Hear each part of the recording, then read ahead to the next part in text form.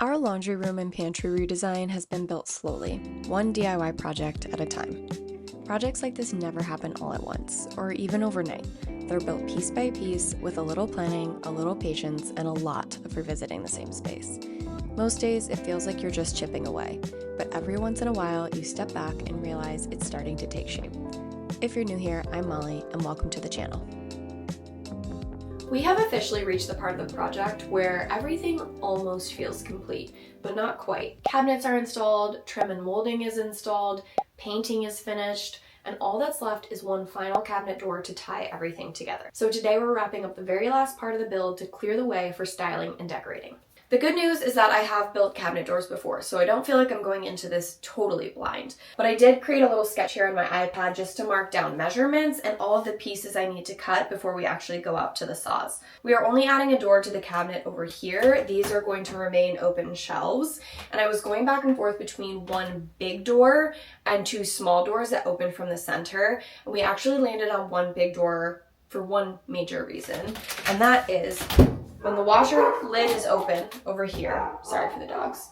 Very exciting when somebody's walking by. When the washer lid is open like this, and we have soap over here, if we have two small doors that we have to open like this door on the right is going to block our reach. So we'll always have to reach around the door.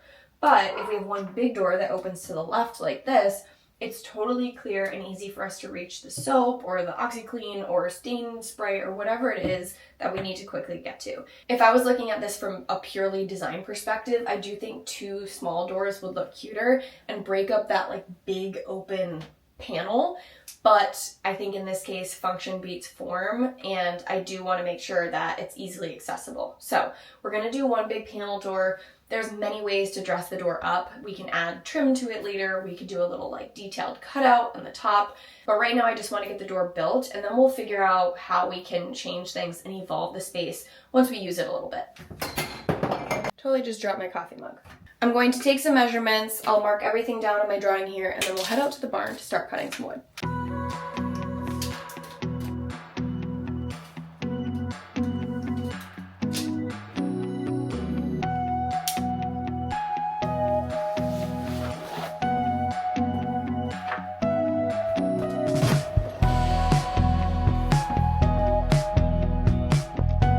If you are like me and you don't like doing fractions in your head or don't trust yourself to calculate them properly, you can use the fraction calculator app. It's similar to your calculator on your phone, but you can actually enter fractions instead of decimals, and I find that easier just to make sure I'm actually doing the math correctly before I go ahead and cut everything.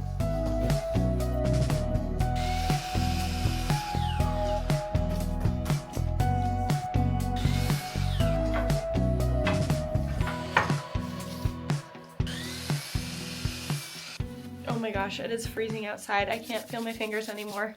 This is gonna take a little bit longer than I was expecting. Since I need to defrost, I ended up bringing the wood inside to just double check and make sure it fits. I'm just going to set it inside the face frame here and make sure, yeah, it looks like we have about 1/8 of an inch gap, which is good because we don't want this to fit tight to the opening of the face frame. We want there to be a little bit of wiggle room so that we can slide it all in once it's completely built. And then we can adjust the hinges so that there's just about 1/16 of an inch gap all the way around. Now, it's probably not going to be perfect because I have yet to build a door that is perfect, but we'll get it close enough, and that gap will just give us a little bit of the breathing room we need to shift it into place properly.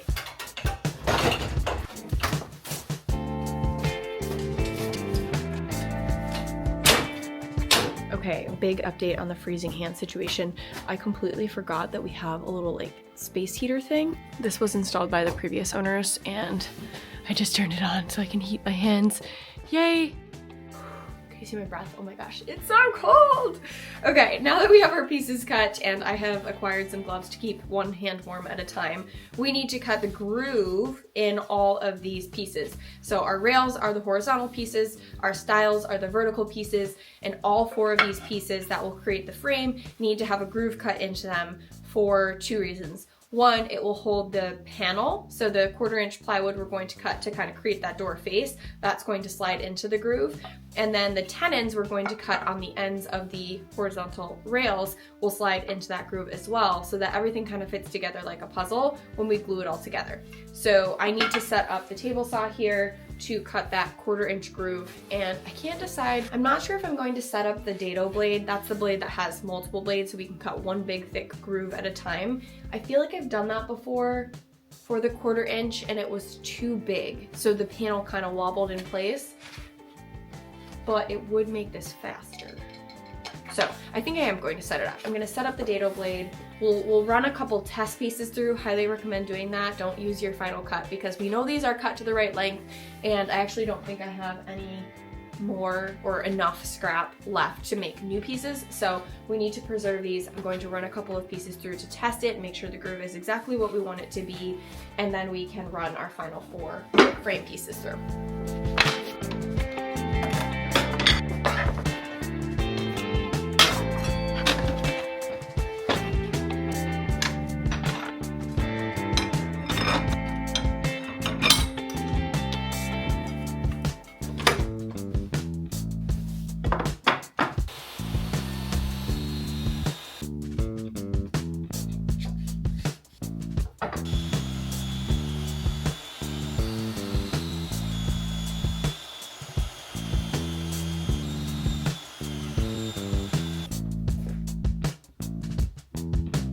Now that we have the grooves cut, I need to cut the tenons on the rails. So that's just the 2 horizontal pieces.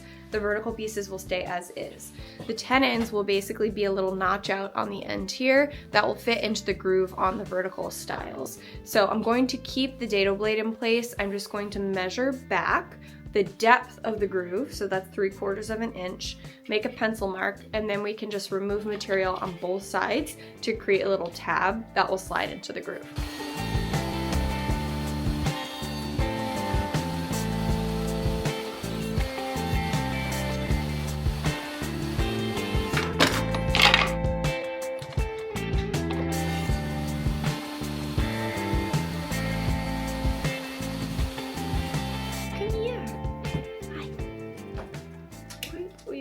Scary wood. Yeah, scary wood. Hi.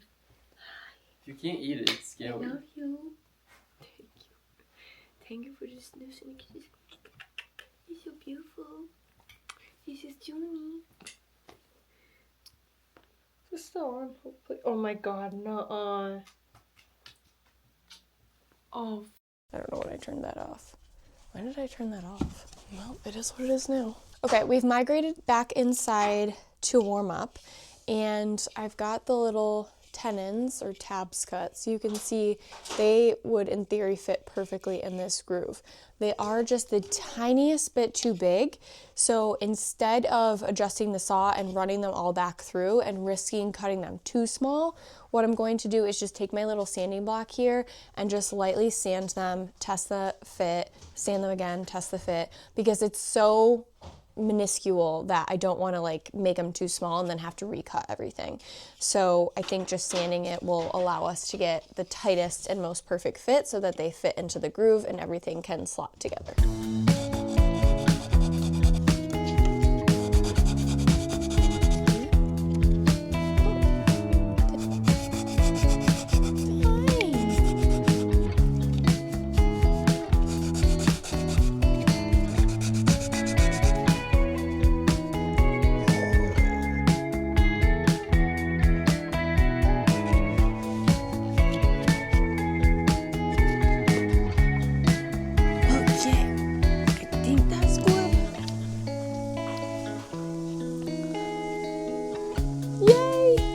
Let's see if this fits.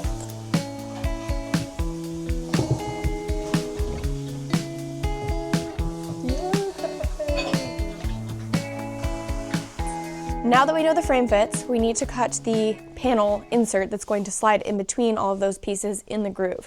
So I'm going to grab my purple foam board, bring that down on the floor, flop my 1/4 inch plywood down on top of that so I can rip it down with the circular saw, cut it to size, make sure it all fits together, and then we can glue it and clamp it.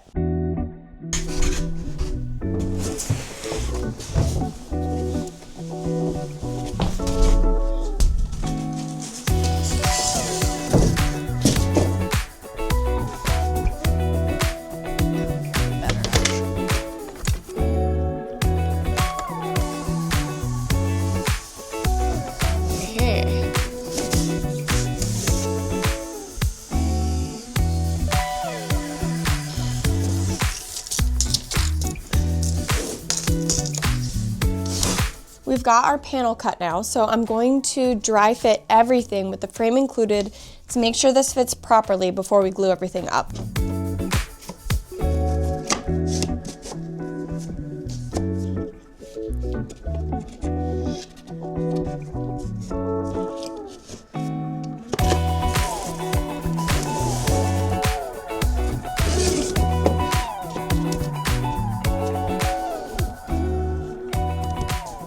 Okay, so now that we know everything fits the way it should, I need to disassemble the door, add glue to all of the joints, reassemble it, and then I'll use these parallel clamps here to clamp everything nice and tight and keep it square while the glue dries.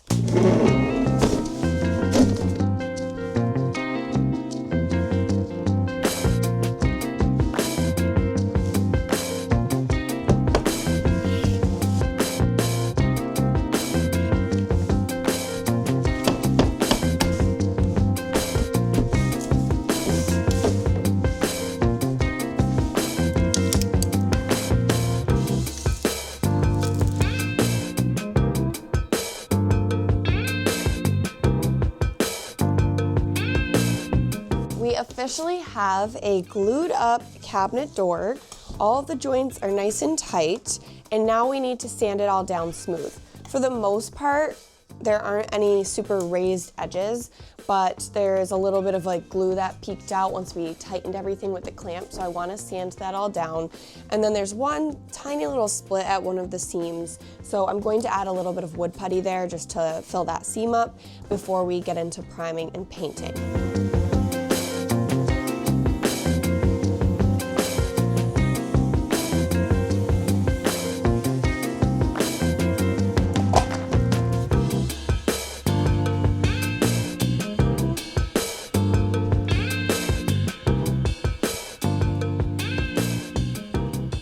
I refilled my coffee.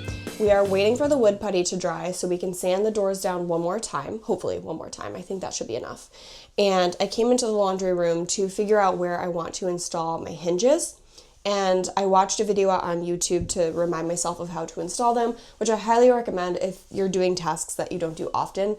I have installed cabinet doors before, but hinges can be a little bit complicated and I haven't done it in a long time. So thank goodness I live in the world where YouTube exists, because I just looked up a video for these specific Blum hinges and watched somebody install them. And now I feel confident. Now I feel like an expert. So anyway, all that to say, I came into the laundry room because I thought I had to measure in here. Turns out I actually need to drill the holes that this little cup on the back side of the hinge will sink into on the door frame. So we're gonna go back out to the barn. I'll drill those holes, we'll fit the hinges in, and then I think we're just gonna dry fit it. I think we'll try to get the hinges screwed into the cabinet box here and cross our flippin' fingers and make sure the door fits in the crevice here. And if it does, then all we need to do is finish sanding, prime, paint,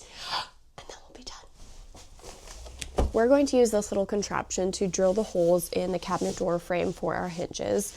Normally I wouldn't buy a jig for something like this that I don't do very often, but we just happen to have this from our previous kitchen renovation project at our old house where we built all new cabinet doors. So we had a ton of doors that we needed to drill holes for hinges in, and it really helps to have something like this to make that process consistent. So since we have it, it will come in handy for this door. There's a little lip edge on the back here that rests on the edge of your cabinet door wherever you want to drill the hole, and you can adjust the depth so that that hole is placed exactly where you need it on the frame. Once this is clamped in place, you can attach your drill here to the bit, and it has a stop here, so when you drill, it will stop at the exact right depth. There is a ruler here on the front edge, which we'll use to place the hinges on the door frame, but we'll also use this when we go back into the laundry room to identify the same measurement on the cabinet box. That way we know the hinges will align when we clip them together.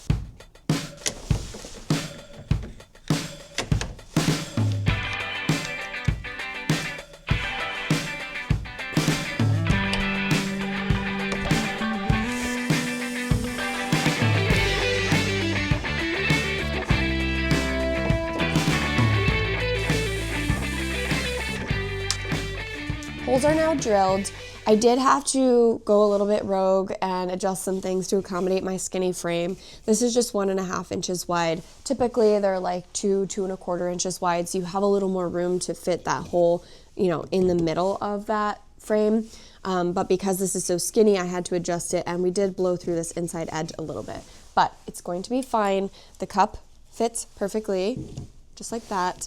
And the holes where we're going to be screwing this in place are still on solid wood. So we're gonna move forward. Nobody's even gonna know that was ever a thing once all is said and done. Now I need to measure and mark where the part of the hinge that gets installed on the cabinet box will go. I'm going to use my Craig jig again because we used a measurement here to place the hinge on the door, and we want to use that same measurement to mark the center line of the, you know, hinge piece for the cabinet box. So I'm going to measure, mark that, and then cross my fingers and hope that everything aligns.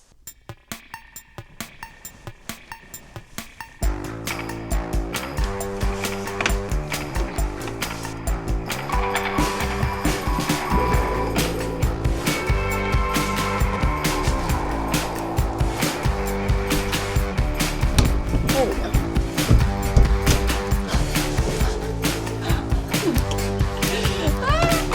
Break it out! Break it out!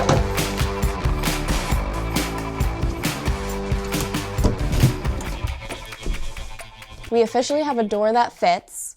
I thought that was going to be way more difficult than it actually was. Turns out all I needed to do was adjust the hinges. They come with a 3-way adjustment, so you can move the door side to side, front and back, and up and down. And that allows you to just, you know, even out the gap around the outside of the door when it's all inset so that it looks somewhat even. So we are now in the final stretch. I removed the hinges, sanded everything down, wiped it all down with a tack cloth, and now I'm going to apply 2 coats. I probably should do 2 coats of primer, but I really just want to do one. In between primer and paint, I'm going to just sand everything down lightly to knock down any roughness and make sure we have a good smooth surface to apply 2 coats of color to, and then we can finally hang the door and just step back and admire our finished product.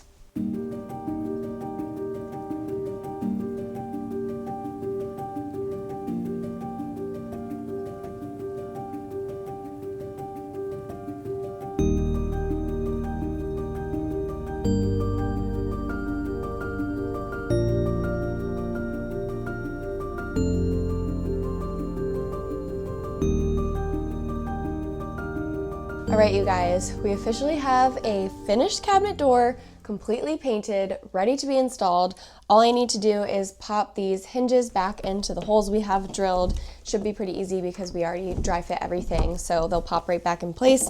And I've got my screws here, and then we can clip the hinges to the part of the hinge that's already installed on the cabinet box, and we should have a finished cabinet box with a door that opens and closes. Uh-oh.